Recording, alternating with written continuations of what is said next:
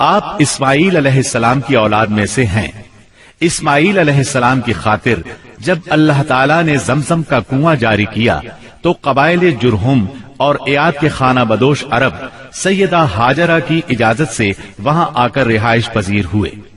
کعبے کے متولی اسماعیل علیہ السلام اور ان کی اولاد رہی۔ ایک عرصے کے بعد بنو جرہم اور سیدنا اسماعیل کی اولاد میں کعبے کی تولیت کے سلسلے میں جھگڑا ہوا تو کعبے کی خدمت اور تولیت اولاد اسماعیل اور بنو جرہم میں تقسیم ہو گئی، اور جب بنو خزاعہ نے لڑ کر مکے پر قبضہ کیا تو ایک مدت تک کعبے کی تولیت بھی ان کے پاس رہی، لیکن بنو اسماعیل بہرحال مکے ہی میں رہے۔ ان کے ایک فرد کلاب نے شمالی عرب میں قبیلہ قزاعہ میں شادی کی، اس سے قصی پیدا ہوئے۔ وہ جوان ہو کر اپنے قبیلے میں واپس آ گئے۔ خسر کی وفات کے بعد قصی نے اپنے ننہال کی مدد سے بنو خزاعہ کو مجبور کیا کہ وہ شہر چھوڑ کر مضافات میں جا بسا۔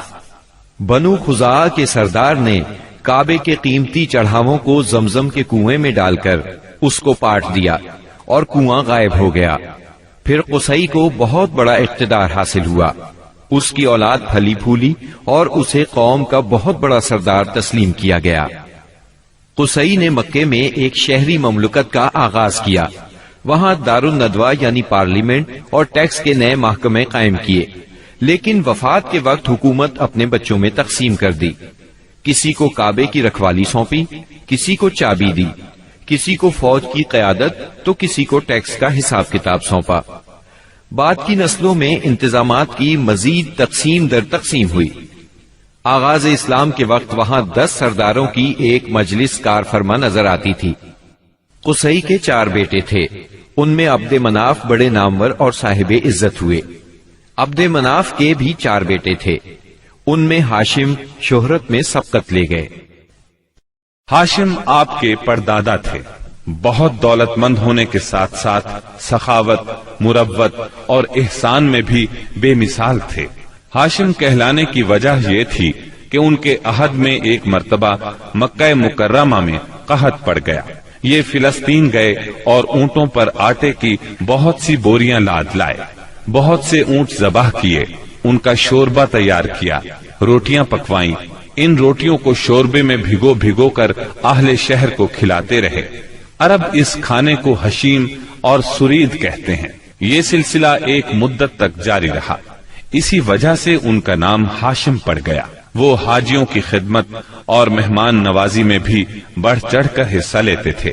اسی سخاوت اور فیاضی سے ہاشم کا نام پورے عرب میں مشہور ہو گیا۔ ذاتی اثر و رسوخ اور وجاہت کی وجہ سے ان کی دوسرے ممالک کے درباروں میں بھی رسائی تھی۔ انہوں نے ہی قریش میں سب سے پہلے یہ دستور جاری کیا کہ سال میں 2 مرتبہ تجارتی قافلے روانہ ہوا کریں، موسم گرما میں شام کی طرف اور موسم سرما میں یمن کی طرف۔ چنانچہ اسی دستور کے مطابق دونوں موسموں میں قافلے روانہ ہوتے تھے۔ سورۃ القریش میں اللہ تعالیٰ نے قریش کو یہی انعام یاد دلایا ہے، کیونکہ قریش اللہ کی رحمت سے موسم سرما و گرما کے عادی ہو گئے۔ ان کی سمجھ میں یہ بات آ گئی کہ اس نعمت کے شکریہ میں اللہ کی عبادت کرنا چاہیے جو اس گھر کا مالک ہے، اور اس نے انہیں بھوک میں کھانا دیا اور خوف سے امن بخشا۔ نجاشی شاہ حبش ہاشم کی بے حد خاطر مدارت کرتا اور تحفے تحائف بھی پیش کرتا۔ قیصر روم بھی ان سے بہت مہربانی سے پیش آتا تھا۔ ہاشم نے یمن اور روم کی حکومت سے قریش کے تجارتی قافلے کی حفاظت کا حکم حاصل کیا، اور یہ ان کے اعلیٰ تدبر کا نتیجہ تھا کہ تمام راستے قریش کے تجارتی قافلوں کے لیے محفوظ ہو گئے۔ اس طرح مکہ مکرمہ بین الاقوامی تجارت کا مرکز بن گیا۔ اس سے خانہ کعبہ کی زیارت اور فریضہ حج عام ہو گئے، اور مکی زبان بھی ملک کے چاروں طرف سمجھی جانے لگی۔ ان قریشی قافلوں اور سالانہ میلوں کی وجہ سے جزیرہ نمائے عرب میں ایک معاشی مرکز پیدا ہو گیا۔ ان سالانہ میلوں میں قریش کو سرمایہ دارانہ تجارت اور قافلوں کی حفاظت کے سلسلے میں بہت اہمیت حاصل تھی۔ اس طرح مکہ مکرمہ تجارتی مرکز بنا، جس نے سیاسی مرکزیت کا راستہ کھولا جو اسلام کا کارنامہ بننے والا تھا۔ 197 عیسوی کے چند ماہ بعد ہاشم کی بیوی سلمہ بنت عمر کے ہاں مدینہ منورہ میں شیبہ یعنی عبد المطلب پیدا ہوئے۔ بچے کے سر میں کچھ بال سفید تھے، اس لیے ان کا نام شیبہ رکھا گیا۔ شیبہ کا مطلب ہے بوڑھا۔ ہاشم کی وفات کے بعد ذمہ داریاں ان کے بھائی مطلب نے سنبھال لی تھی۔ گویا مطلب شیبہ کا چچا تھا۔ اس کی وفات کے بعد شیبہ نے رفادہ اور سقایا کی ذمہ داریاں خوبی سے سنبھالی۔ انہوں نے یمن اور حبشہ کے درباروں میں اپنی قوم کی نمائندگی بھی کی۔ ان کی ملکیت میں ایک قدرتی چشمہ بھی تھا۔ ایک دن خواب میں انہیں اشارہ ملا کہ فلاں جگہ کھود کر غائب شدہ زمزم کا کنواں برآمد کریں۔ کھودتے وقت اس سے انہیں دفن شدہ خزانہ بھی ملا جو کعبے کے چڑھاووں پر مشتمل تھا۔ عبد المطلب کو زمزم کی ملکیت کے لیے بہت دشواریاں پیش آئیں، مگر اہل شہر امن پسند تھے۔ انہوں نے طے کیا کہ کسی غیر جانبدار حاکم سے اس کا فیصلہ کرا لیا جائے۔ عبد المطلب نے یہ بات مان لی، لیکن پریشان بھی تھے، اس لیے منت مانی کہ اگر اللہ نے مجھے 10 بیٹے دیے اور وہ بلوغت کو پہنچے تو میں ان میں سے ایک کو کعبے میں جا کر اللہ کے لیے قربان کر دوں گا۔ جب 10واں بیٹا بھی بلوغت کو پہنچ گیا تو عبد المطلب کو منت یاد آئی۔ انہوں نے بیٹوں کے درمیان قرعہ ڈالا تاکہ جس کا نام نکلے اسے قربان کر دیں۔ قرعہ نبی اکرم صلی اللہ علیہ وسلم کے والد عبداللہ کے نام نکلا۔ عبد المطلب کا ارادہ دیکھ کر رشتہ داروں اور دوستوں نے دخل اندازی کی اور انہیں مشورہ دیا کہ وہ کسی خاتون عرافہ کے پاس جا کر حل دریافت کریں۔ چنانچہ عبد المطلب ایک عرافہ کے پاس گئے۔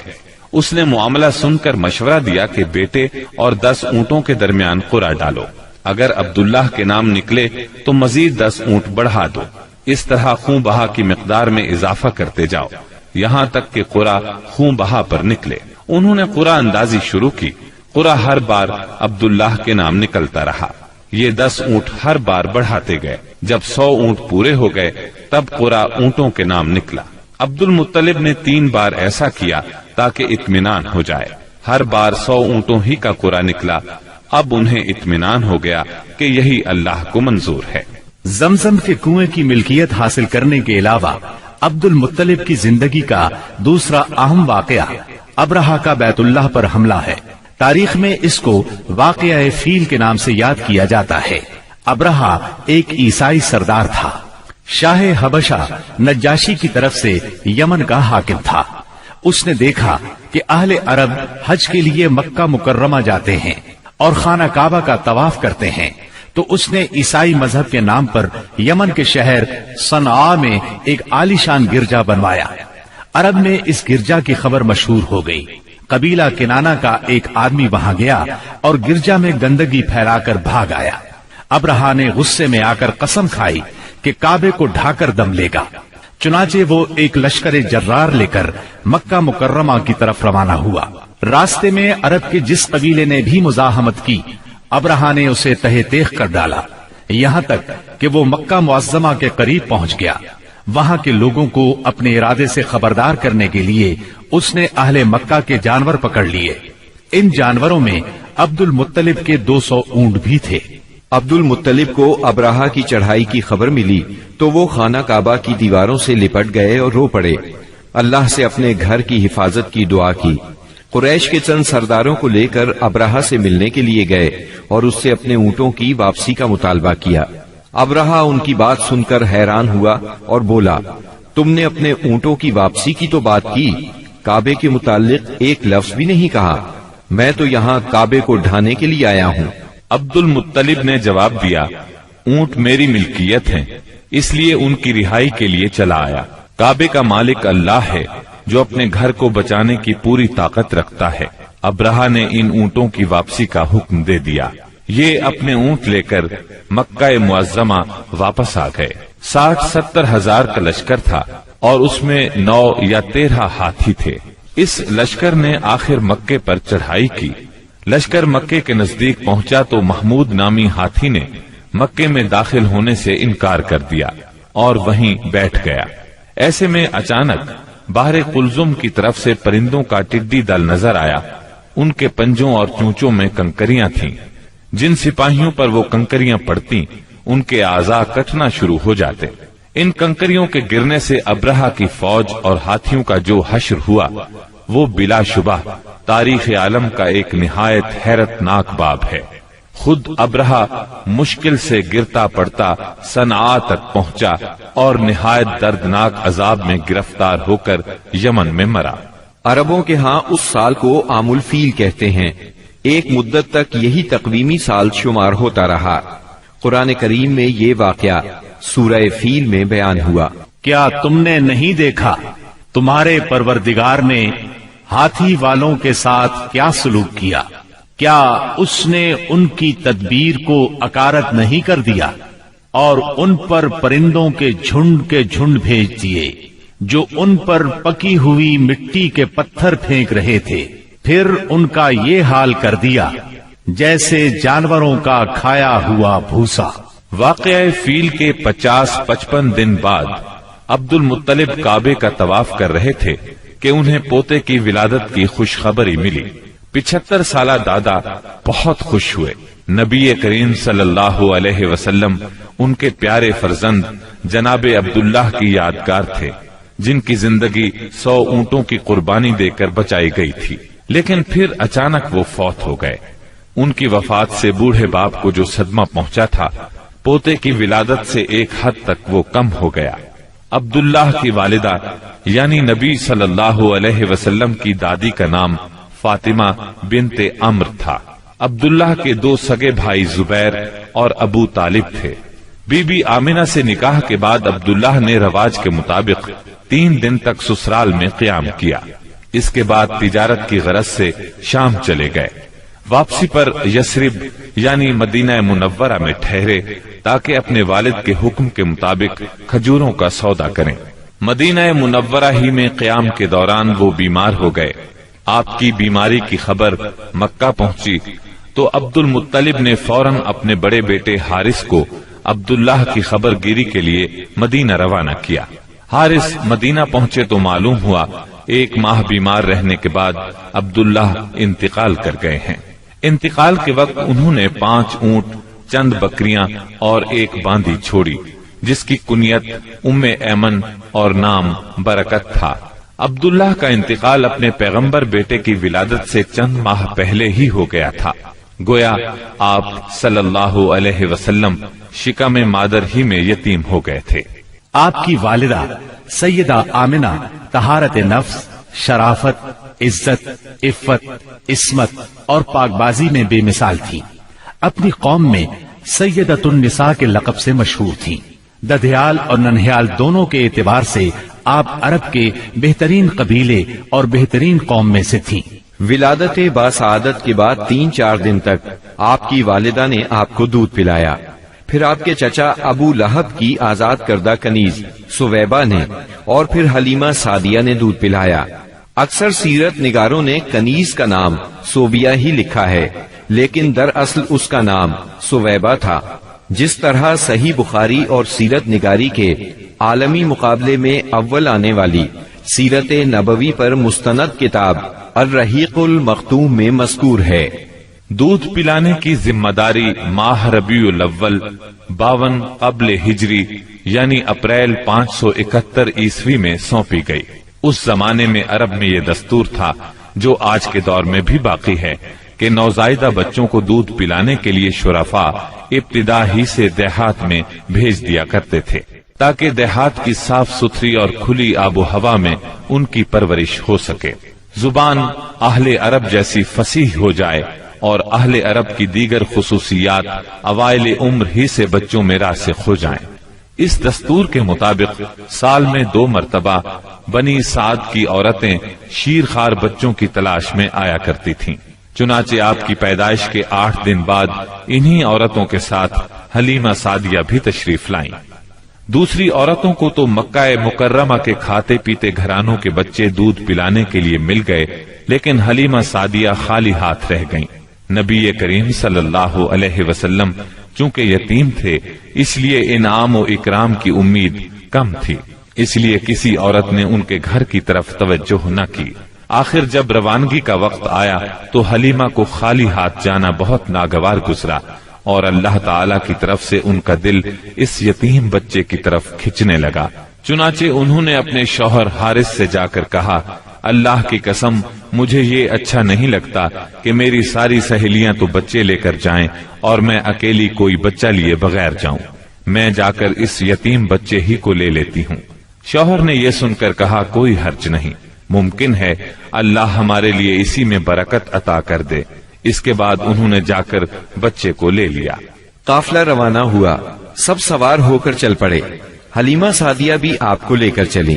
حلیمہ کی اونٹنی دبلی پتلی، دیکھنے میں مریل اور چلنے میں سب سے سست رفتار تھی، لیکن جو ہی حلیمہ سعدیہ آپ کو لے کر اس پر سوار ہوئی، یکا یک وہ برق رفتار ہو گئی۔ باقی عورتوں نے اس منظر کو حیرت سے دیکھا کہ حلیمہ سعدیہ کی مریل اونٹنی ان کی طاقتور اور تیز رفتار اونٹنیوں سے آگے نکلی جا رہی تھی، اور پھر وہ ان سب کو پیچھے چھوڑ گئی۔ یہ تبدیلی دوسری عورتوں کے لیے کسی معجزے سے کم نہیں تھی۔ حلیمہ کے والد ابو زویب کا نام عبداللہ بن حارث تھا، وہ نبی صلی اللہ علیہ وسلم کے رضائی نانا ہوئے۔ حلیمہ کے شوہر کا نام حارث بن عبد العزا تھا، یہ دونوں ہی قبیلہ سعد بنی بکر بن حوازن سے تعلق رکھتے تھے۔ اسی طرح حارث کے بچے آپ کے رضائی بھائی بہن ہوئے۔ جب تک آپ صلی اللہ علیہ وسلم حلیمہ سعدیہ کے گھر رہے، ان کا گھر برکتوں سے مالا مال رہا۔ حلیمہ بیان کرتی ہیں کہ وہ جب آئی تھیں تو قحط سالی کا دور تھا۔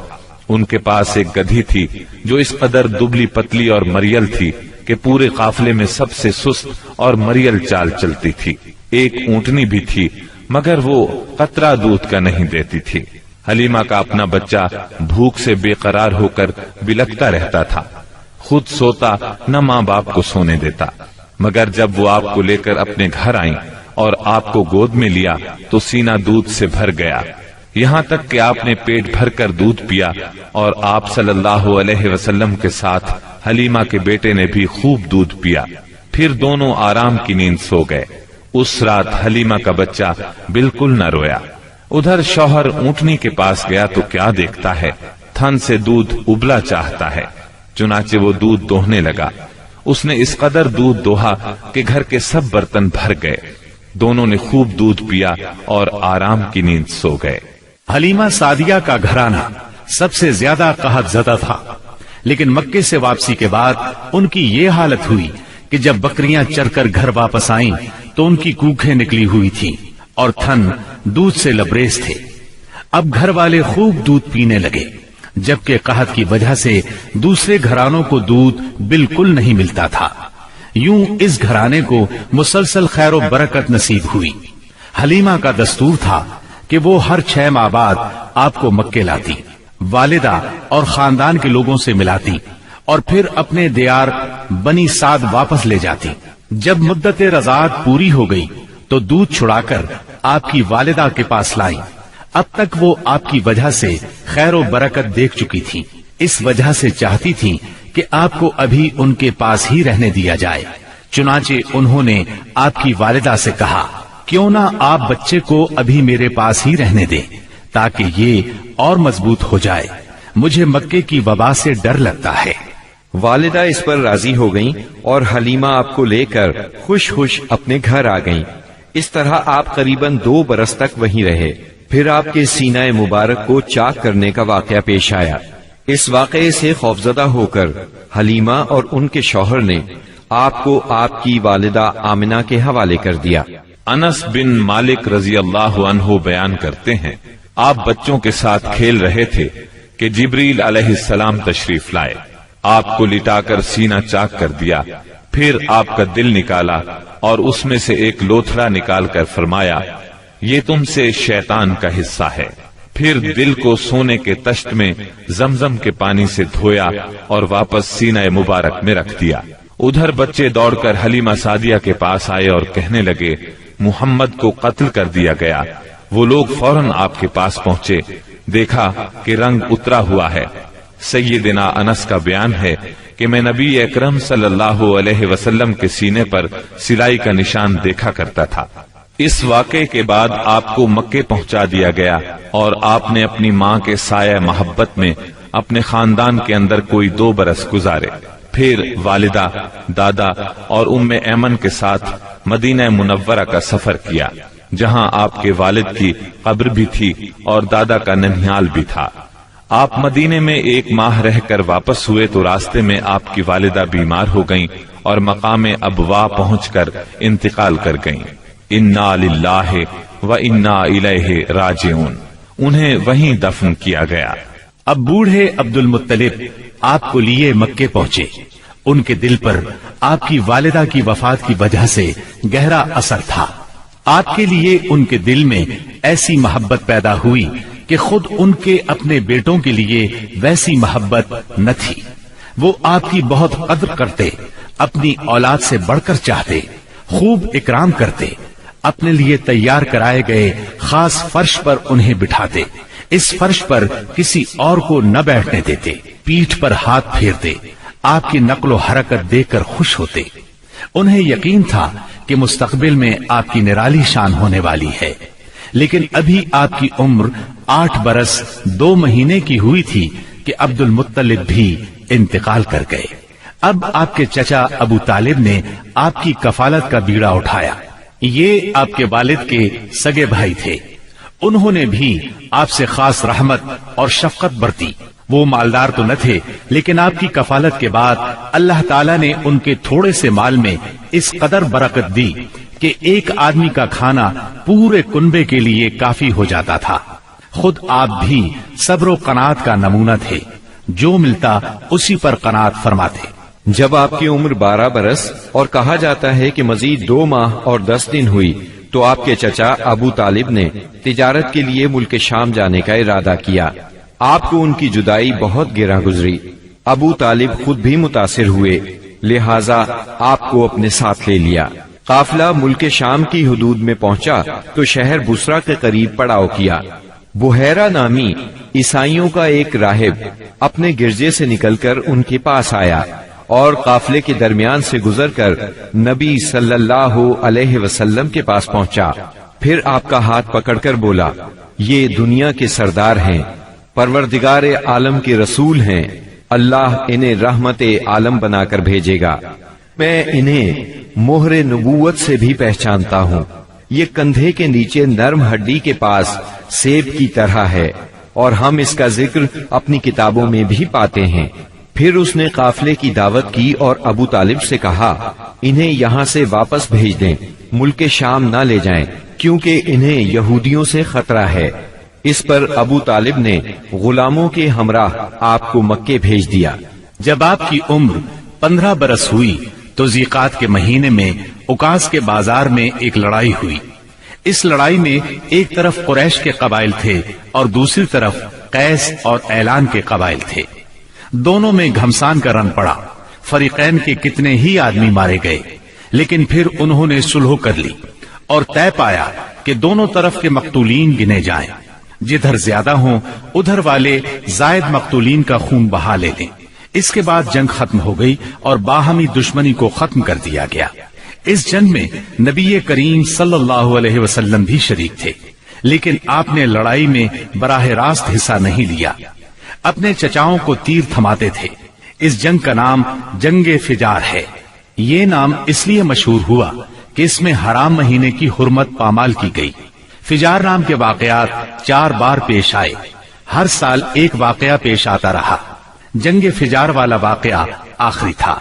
اس سے پہلے کے 3 واقعات میں ہلکے پھلکے جھگڑے ہوئے، شدید لڑائی صرف اسی چوتھے واقعے میں ہوئی۔ اس جنگ کے بعد ذیقعد ہی کے مہینے میں 5 قبائل کے درمیان ایک عہد نامہ طے پایا۔ اس عہد نامے کو حلف الفضول کہا جاتا ہے۔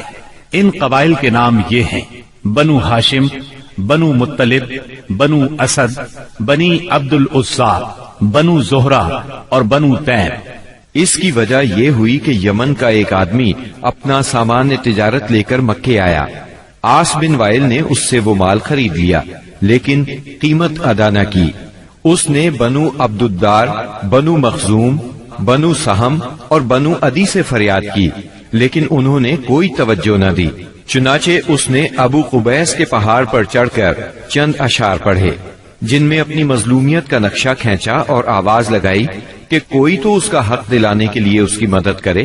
اس پر زبیر بن عبد المطلب نے دوڑ دھوپ کی، لہذا اس قبیلے کے افراد بنو تیم کے سردار عبداللہ بن جدعان کے گھر میں جمع ہوئے اور آپس میں عہد و پیمان کیا کہ مکے میں جو بھی مظلوم نظر آئے، خواہ مکے کا رہنے والا ہو یا کسی اور جگہ کا، یہ سب اس کی حمایت میں اٹھ کھڑے ہوں گے۔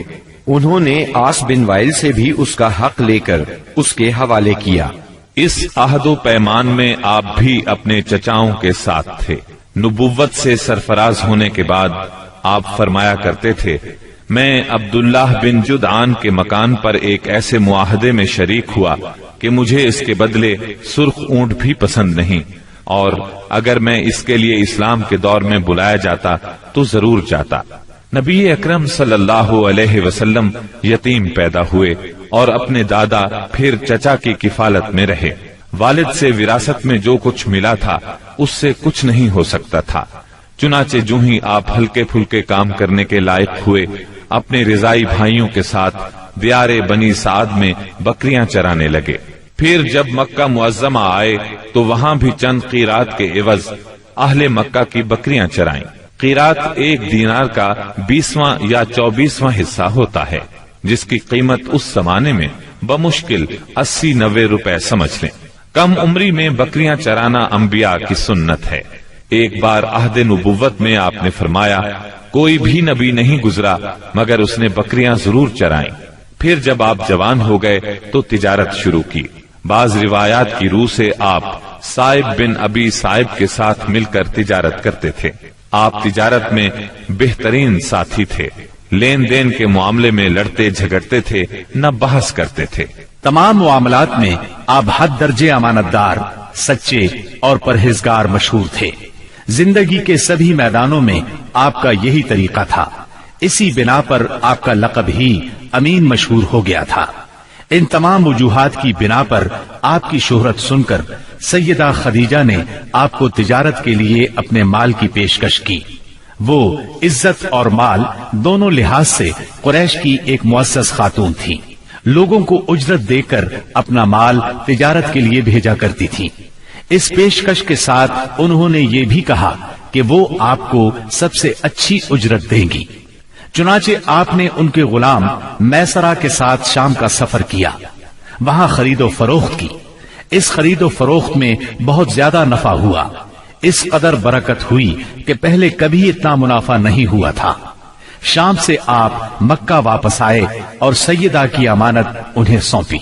سیدہ خدیجہ نے امانت اور برکت کا یہ حال دیکھا تو حیرت زدہ رہ گئیں۔ ادھر میسرہ نے بھی آپ کی باتیں انہیں بتائیں۔ تب سیدہ نے محسوس کر لیا کہ انہیں ان کی مراد مل گئی ہے، چنانچہ انہوں نے آپ سے اپنی سہیلی کے ذریعے سے شادی کی خواہش ظاہر کی۔ انہوں نے سیدہ خدیجہ کے چچا عمرو بن اسد کو پیغام بھیجا۔ اس طرح بات طے ہوئی۔ نکاح کا خطبہ ابو طالب نے پڑھا، اس میں اللہ کی حمد و ثنا کی، پھر آپ کے فضل و شرف کا ذکر کیا۔ اس کے بعد ایجاب و قبول کے الفاظ کہے اور مہر بیان کیا۔ یہ ملک شام کے سفر سے واپسی کے 2 مہینے اور چند دن بعد کی بات ہے۔ اس وقت آپ کی عمر 25 سال تھی اور سیدہ خدیجہ کی عمر 40 سال تھی۔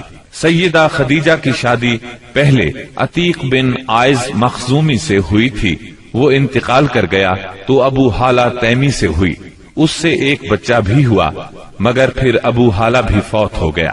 اس کے بعد بڑے بڑے سرداران قریش نے شادی کا پیغام دیا، مگر سیدہ خدیجہ راضی نہ ہوئی، یہاں تک کہ اللہ تعالی نے انہیں آپ کی طرف مائل کر دیا، اور اس طرح سیدہ کو آپ صلی اللہ علیہ وسلم کی زوجیت کا شرف حاصل ہوا۔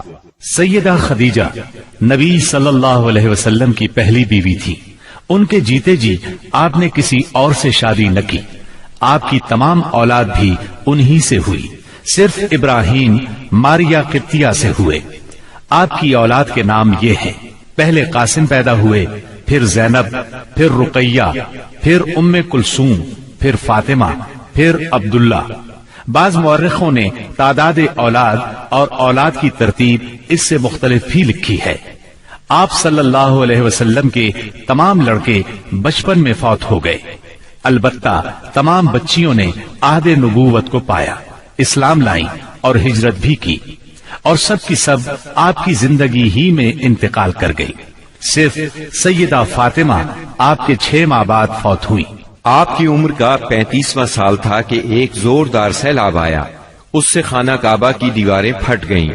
ایک بار پہلے آگ بھی لگی تھی، اس لیے آگ کی وجہ سے دیواریں کمزور ہو چکی تھیں۔ اب قریش نے فیصلہ کیا کہ خانہ کعبہ کی نئے سرے سے تعمیر کی جائے۔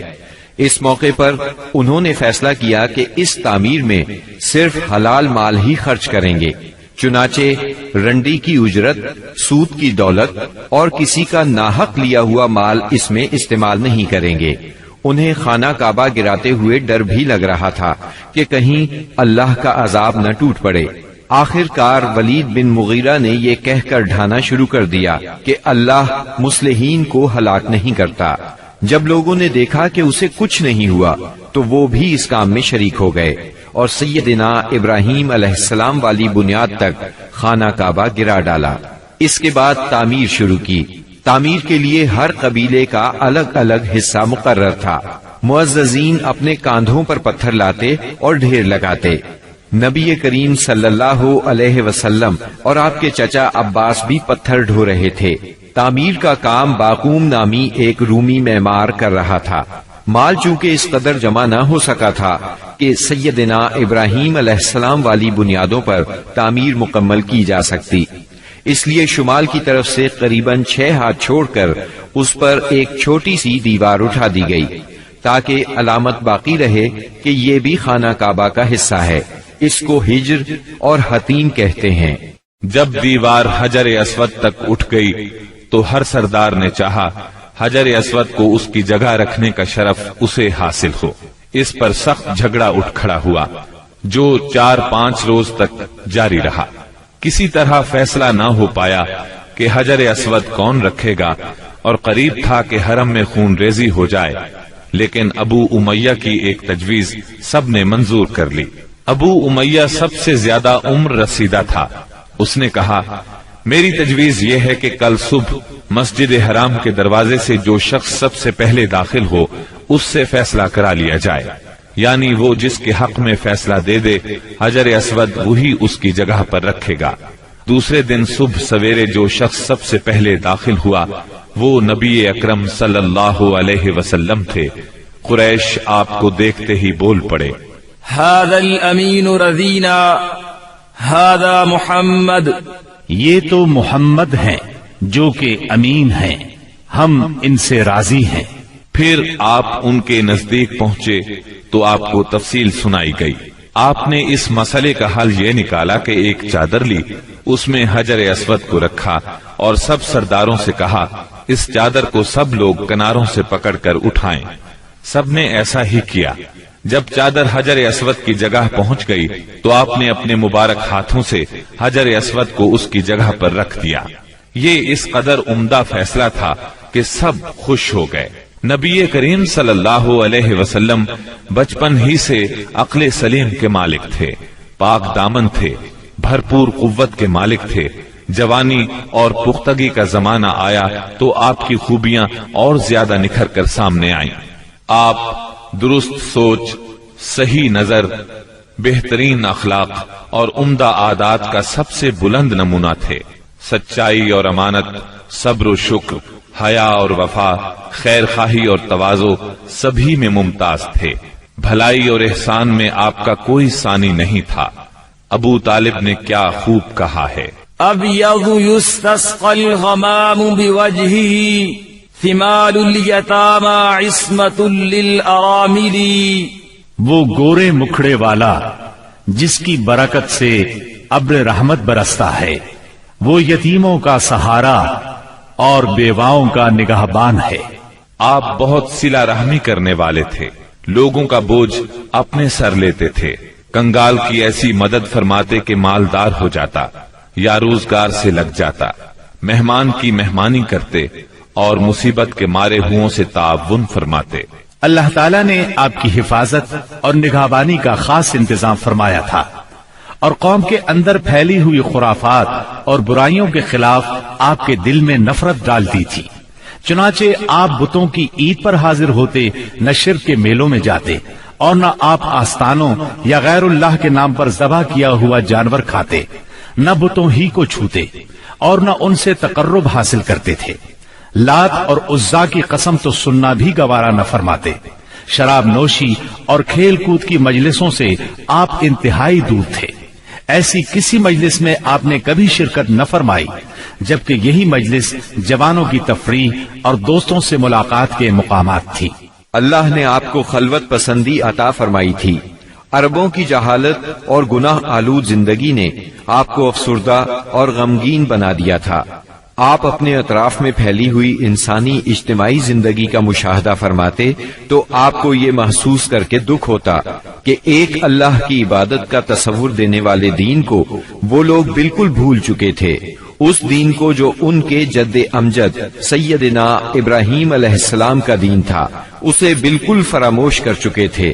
وہ اپنے ہاتھوں سے کعبے کی تعمیر نو بڑے احترام سے کرتے تھے، لیکن خانہ کعبہ میں بت رکھ کر ان کی پوجا کرتے تھے۔ یہ شرک نہیں تو اور کیا ہے؟ منافقت اور کہتے کس کو ہیں؟ جوا، شراب نوشی، بت پرستی اور بے حیائی معاشرے کا جز بن چکی ہے۔ اللہ تعالیٰ کی وحدانیت کا تصور تو پایا جاتا ہے، مگر اس تصور کو بت پرستی کے ذوق اور شوق نے بہت دھندلا کر دیا ہے۔ بتوں کی شکل میں اپنے معبود گھڑ لیے ہیں۔ ہر قبیلے اور ہر خاندان کا ایک پسندیدہ بت ہے، اور کعبے میں 360 بت رکھے ہوئے ہیں۔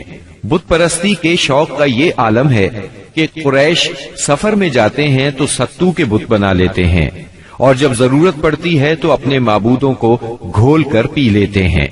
قریش کے معاشرے اور عرب کے ماحول میں عورت بیچاری کی حالت اس قدر پست، ذلیل اور ردی ہے کہ وہ اونٹوں، بکریوں اور غلے کی طرح تجارت کی چیز بن چکی ہے۔ شادیوں پر کوئی پابندی، کوئی روک نہیں۔ ایک مرد جتنی عورتوں سے چاہے شادی کر سکتا ہے، اور دوسری طرف عورت بھی جتنے مردوں کو پسند کرے ان سے تعلق پیدا کر سکتی ہے۔ چوری چھپے آشنائی سے لے کر کھلی بے حیائی تک ہر برائی کی جاتی ہے۔ پستی اور گراوٹ کی انتہا ہے کہ منقولہ اور موروثی جائیداد کی طرح باپ کی بیویاں بھی بیٹے کو ورثے میں ملتی ہیں، اور وہ اپنی حقیقی ماں کے سوا اپنی ستیلی ماؤں سے شادی کرنے میں کسی قسم کی آر محسوس نہیں کرتا۔ اس بے حیائی کے ساتھ عربوں میں ایک شدید مجرمانہ قسم کی غیرت بھی پائی جاتی ہے، وہ یہ کہ ہماری لڑکیاں کسی کو بیاہی نہ جائیں، کوئی مرد ہمارا داماد نہ بنے۔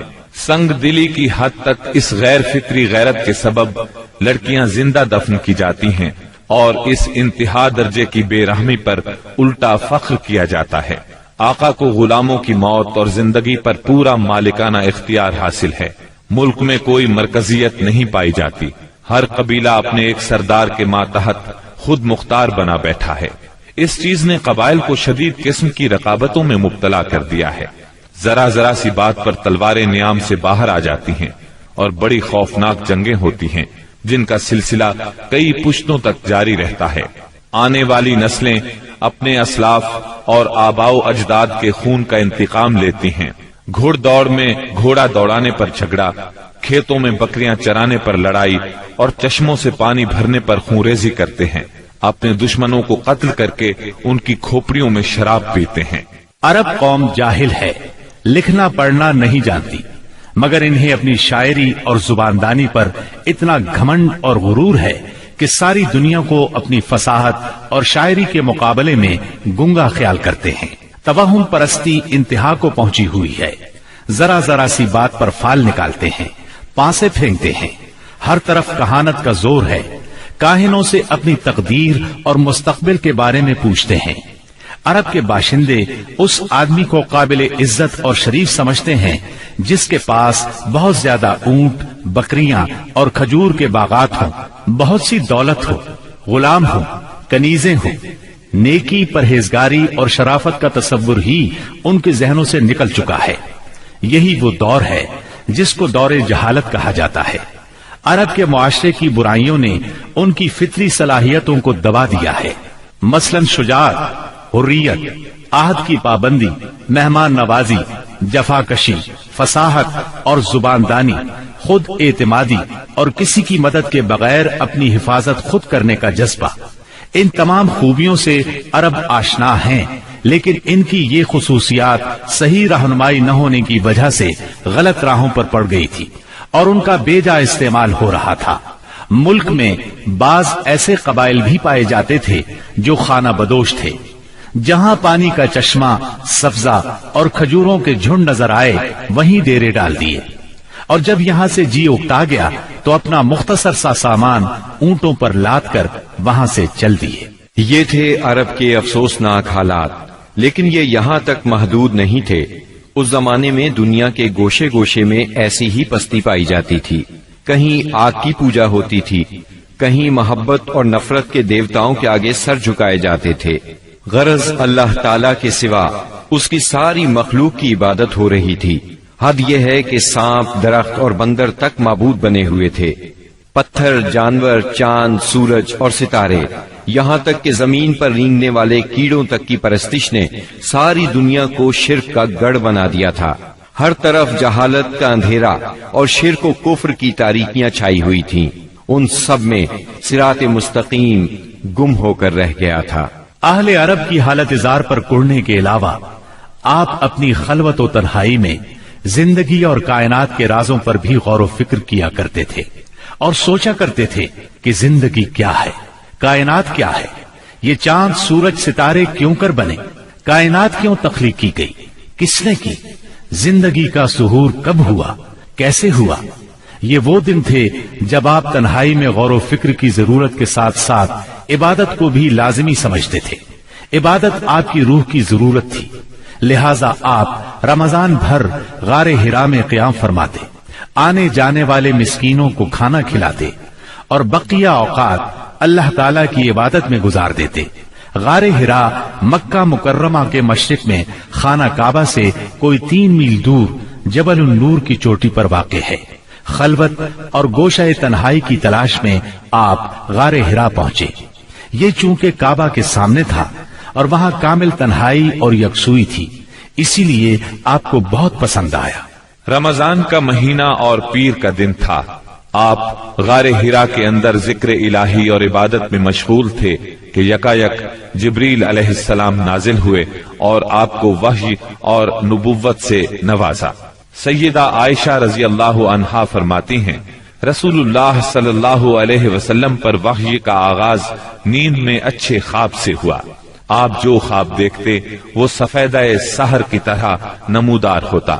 پھر آپ کو تنہائی پسند آنے لگی، چنانچہ آپ غار حرا میں خلوت فرمانے لگے اور کئی رات گھر آئے بغیر عبادت کرتے اور اس عرصے کے لیے توشہ بھی ساتھ لے جاتے۔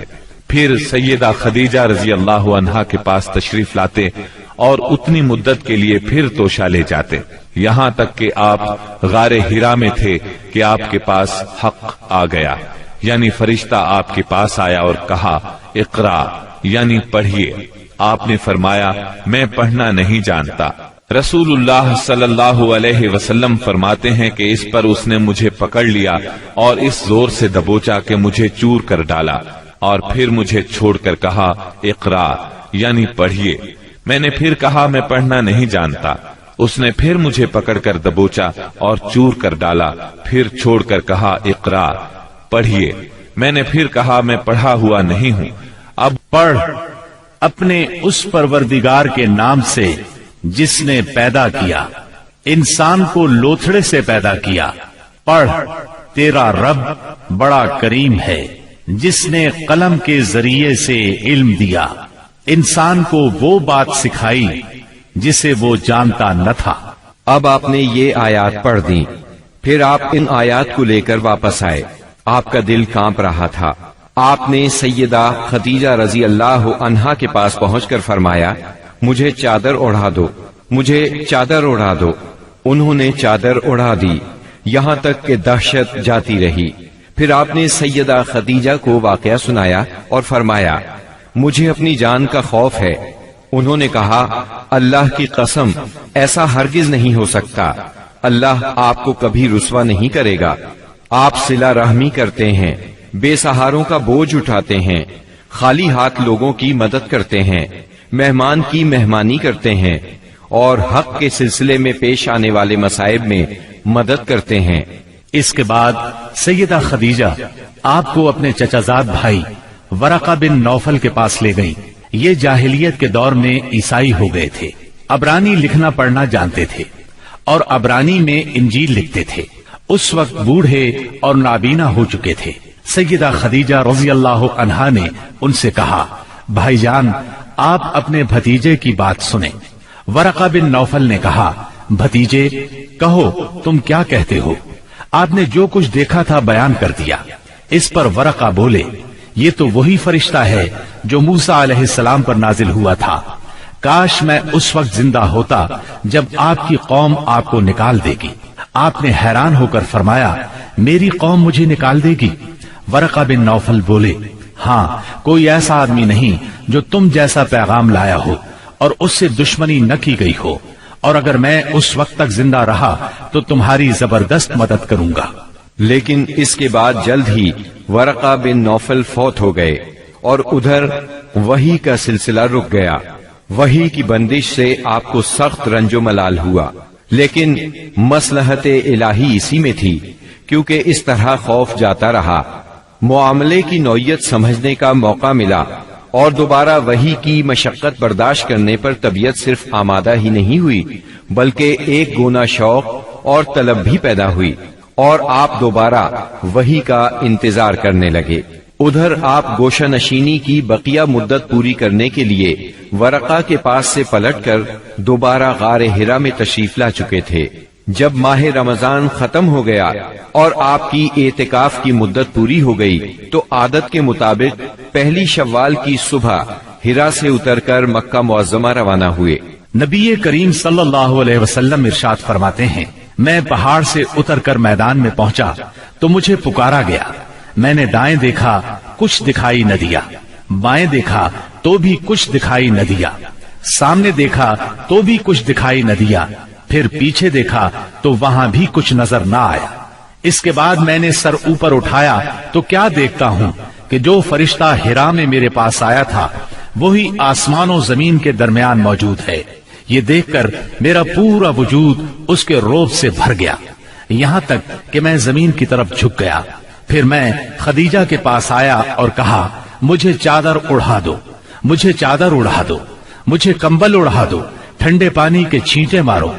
انہوں نے کمبل اڑا دیا، ٹھنڈے پانی کے چھینٹے مارے، پھر یہ آیات نازل ہوئیں، یا ایھا المدثر قم فانذر وربک فکبر وثیابک فطہر والرجز فاہجر۔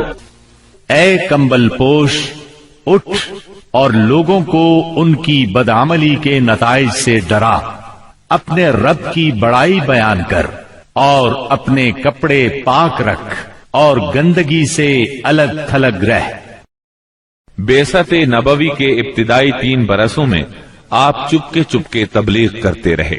اس دوران میں سیدنا ارقم رضی اللہ عنہ کا گھر اسلامی تحریک کا مرکز بنا۔ یہ گھر کوہ صفا کے دامن میں واقع تھا۔ نمازیں گھروں کے اندر اور پہاڑوں کی گھاٹیوں میں پڑھی جاتی رہیں۔ اس تبلیغ کے ذریعے سے چراغ جلتا رہا۔ آپ نے سب سے پہلے ان لوگوں کو تبلیغ فرمائی جن کے آپ کے ساتھ تعلقات تھے۔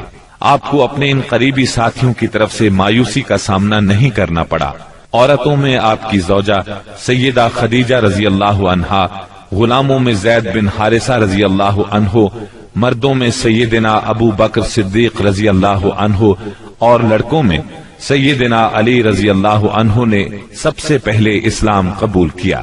خفیہ دعوت و تبلیغ کا یہ سلسلہ قریباً 3 سال تک جاری رہا۔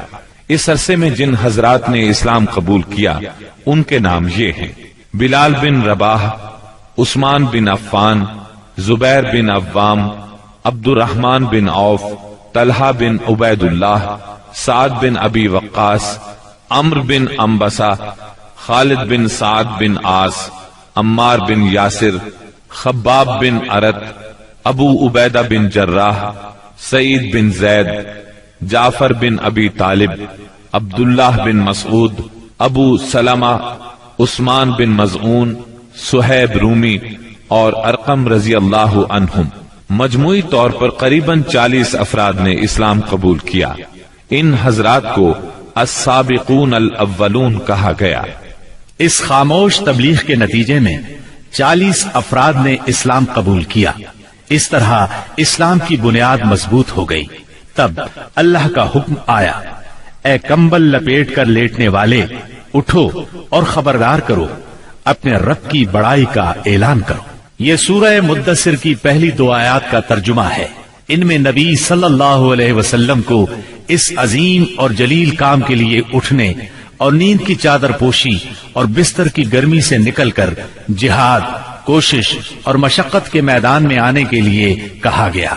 या अय्युहल मुद्दस्सिर कुम फअंज़िर, ऐ चादर पोश, उठ और डरा। गोया कहा जा रहा है, जिसे अपने लिए जीना है वो तो राहत की जिंदगी गुजार सकता है, लेकिन आप जो इस जबरदस्त बोझ को उठा रहे हैं, तो आपको नींद से क्या ताल्लुक, आपको राहत से क्या सरोकार, आपको गर्म बिस्तर से क्या मतलब, पुरसुकून जिंदगी से क्या निस्बत, राहत बख्श साजो सामान से क्या वास्ता। आप उठ जाइए उस अजीम काम के लिए जो आपका मुंतजिर है, उस भारी बोझ के लिए जो आपके लिए तैयार है। उठ जाइए जिद्दोजहद और मशक्कत के लिए, तकान और मेहनत के लिए उठ जाइए कि अब नींद और राहत का वक्त गुजर चुका। अब आज से मुसलसल बेदारी है, तवील और मशक्कत से लबरेज जिहाद है। उठ जाइए उस काम के लिए मुस्तैद और तैयार हो जाइए। ये बड़ा अजीम और पुरहैबत हुक्म है। इसने नबी सल्लल्लाहु अलैहि वसल्लम को पुरसुकून घर, गर्म आगोश और नर्म बिस्तर से खींचकर तुंद तूफानों और तेज झकड़ों के दरमियान इंतहाई गहरे समंदर में ला खड़ा किया। लोगों के ज़मीर और जिंदगी के हकायक की कशाकशी के दरमियान पहुंचा दिया। फिर रसूलुल्लाह सल्लल्लाहु अलैहि वसल्लम उठ गए और करीबन 20 साल तक उठे रहे। आपने अपना चैन, सुकून और आराम छोड़ दिया। जिंदगी अपने लिए न रही, आहलो एयाल की न रही। आप उठे तो फिर उठे ही रहे। काम अल्लाह की तरफ दावत देना था। आपने ये कमर तोड़ बारे गिरा अपने कंधों पर किसी दबाव के बगैर उठा लिया। ये बोझ था, इस रुए जमीन पर अमानत कुबरा का बोझ, सारी इंसानियत का बोझ, सारे अकीदे का बोझ, मैदानों में जिहाद और दिफा का बोझ।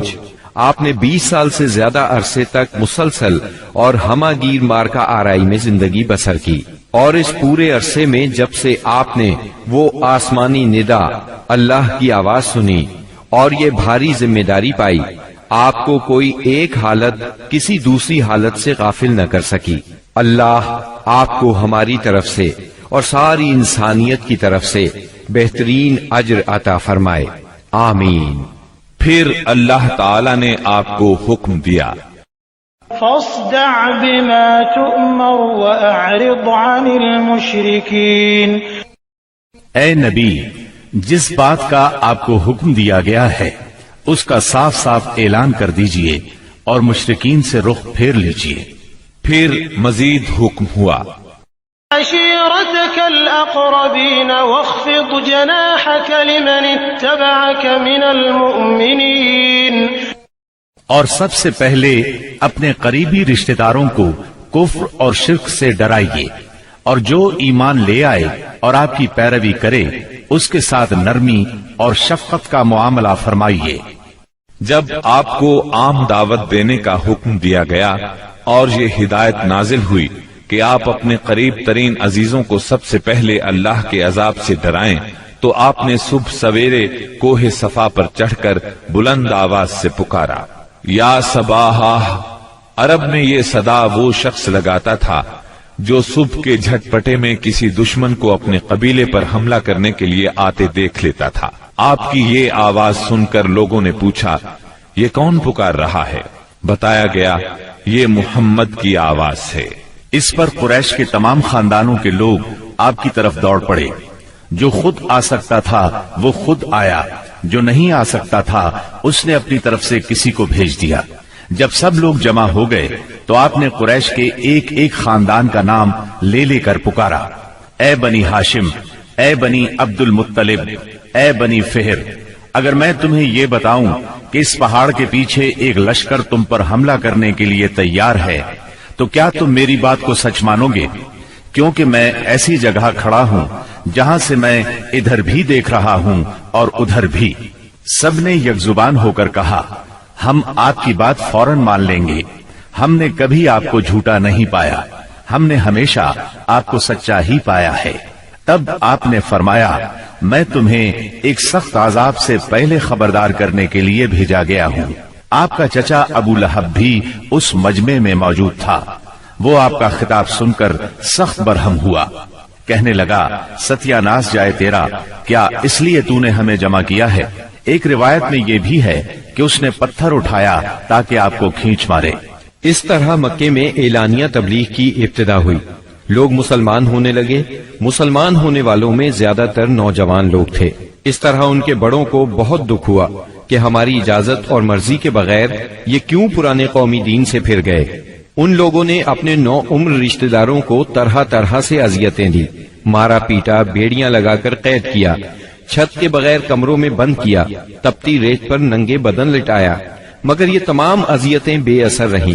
ان لوگوں میں آزاد مرد اور عورتیں بھی تھیں، لونڈی اور غلام بھی تھے۔ لونڈیوں اور غلاموں کو ان کے آقاؤں نے شدید تکالیف پہنچائیں۔ اسی طرح موالی بھی تھے، یعنی غیر قبیلوں کے عرب، جو اہل مکہ میں کسی ایک کے ساتھ کسی معاہدے کے ذریعے سے موالی بن گئے تھے، مطلب یہ کہ ان کے حلیف بن گئے تھے۔ ان میں سے ایک سیدنا عمار بن یاسر رضی اللہ عنہ کا خاندان بھی تھا۔ ان کے خاندان کو خاص طور پر ظلم کا نشانہ بنایا گیا۔ سیدنا یاسر رضی اللہ عنہ پر اتنا ظلم ڈھایا گیا کہ وہ شہید ہو گئے۔ سیدہ سمیہ رضی اللہ عنہا جو سیدنا عمار کی والدہ تھیں، انہیں ابو جہل نے نیزہ مار کر شہید کر دیا۔ یہ اسلام میں پہلی شہید خاتون ہیں۔ جلد ہی قرآن کریم میں بت پرستی کے خلاف سخت آیات نازل ہوئیں۔ مثلا سورہ انبیاء کی آیت 98 میں ارشاد ہوا، إنكم وما تعبدون من دون الله حصب جهنم أنتم لها واردون۔ بے شک تم اور وہ بت جن کو تم اللہ کے سوا پوجا کرتے ہو سب دوزخ کا ایندھن ہوں گے اور تم سب اس میں داخل ہو کر رہو گے۔ اس پر مشرکین کے ظلم و ستم میں اور شدت آ گئی۔ آپ کی ذات کے خلاف اور اسلام کے حلقے میں داخل ہونے والوں کے خلاف تیزی آ گئی۔ خاص طور پر ابو جہل اور ابو لہب نے انسانیت کی حدود پھلانگ ڈالی۔ علانیہ تبلیغ کے بعد نبی صلی اللہ علیہ وسلم نے حرم میں اس طریقے سے نماز شروع کر دی جو اللہ تعالی نے آپ کو سکھایا تھا، اور یہی وہ چیز تھی جس سے قریش نے پہلی مرتبہ محسوس کیا کہ آپ کسی نئے دین کے دعوے دار ہیں۔ اس پر ابو جہل کی جاہلیت اور بھڑک اٹھی، اس نے آپ کو دھمکانا شروع کر دیا۔ آپ سے سخت لہجے میں کہا، حرم میں اس طریقے سے عبادت نہ کریں۔ پھر ابو جہل نے قریش کے لوگوں سے پوچھا، کیا محمد تمہارے سامنے زمین پر اس طرح اپنا منہ ٹکاتے ہیں؟ ان لوگوں نے کہا ہاں۔ اس پر اس نے کہا، لات اور عزا کی قسم، اگر میں نے اسے اس طرح نماز پڑھتے دیکھ لیا تو میں اس کی گردن پر اپنا پاؤں رکھ دوں گا اور اس کا چہرہ زمین پر رگڑ دوں گا۔ پھر ایسا ہوا کہ اس نے آپ کو نماز پڑھتے دیکھ لیا، وہ فوراً آپ کی طرف لپکا۔ وہ اپنے اعلان کے مطابق آپ کی گردن مبارک پر اپنا ناپاک پاؤں رکھنا چاہتا تھا کہ اسی وقت لوگوں نے اسے گھبرا کر خوف زدہ انداز میں پیچھے ہٹتے دیکھا۔ وہ اپنے منہ کو کسی چیز سے بچانے کی کوشش کر رہا تھا۔ لوگوں نے اس سے پوچھا، تجھے کیا ہوا؟ اس طرح پیچھے کیوں ہٹ آیا؟ اس نے کہا، میرے اور اس کے درمیان اچانک آگ کی ایک خندق اور کوئی ہولناک چیز تھی اور کچھ پر تھے۔ اس کی یہ بات کسی نے آپ کو بتائی تو آپ نے فرمایا، اگر وہ میرے قریب پھٹکتا تو فرشتے اس کے چیتھڑے اڑا دیتے۔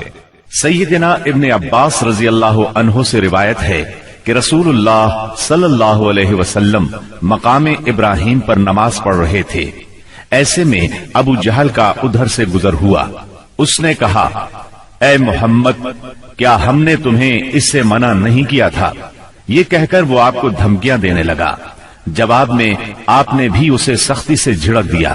اس پر اس نے کہا، اے محمد، تم کس بل پر مجھے ڈراتے ہو؟ اللہ کی قسم، اس وادی میں میرے حمایتی سب سے زیادہ ہیں۔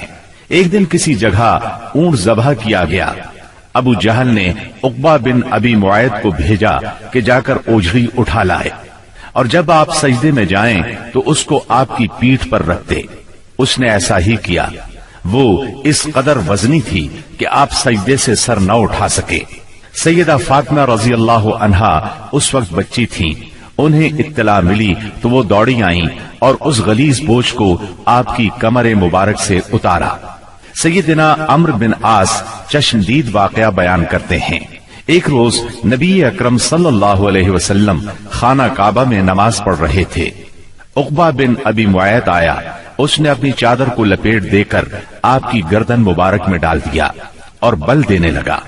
جب اس نے بل پر بل دیے تو آپ کی گردن مبارک بھنج گئی۔ آپ اسی طرح اطمینان قلب سے سجدے میں پڑے رہے۔ اتنے میں سیدنا ابو بکر صدیق رضی اللہ عنہ وہاں پہنچ گئے۔ انہوں نے دھکے دے کر عقبہ بن ابی معیط کو ہٹایا اور ان سے فرمایا، أتقتلون رجلا أن يقول ربي الله وقد جاءكم بالبينات؟ کیا تم ایک ایسے شخص کو مارتے ہو اور صرف اس جرم میں کہ وہ کہتا ہے میرا پروردگار اللہ ہے، اور وہ تمہارے پاس روشن دلائل لے کر آیا ہے۔ ان کے ایسا کہنے پر چند شریر سیدنا صدیق اکبر رضی اللہ عنہ پر ٹوٹ پڑے اور انہیں خوب زد و کوب کیا۔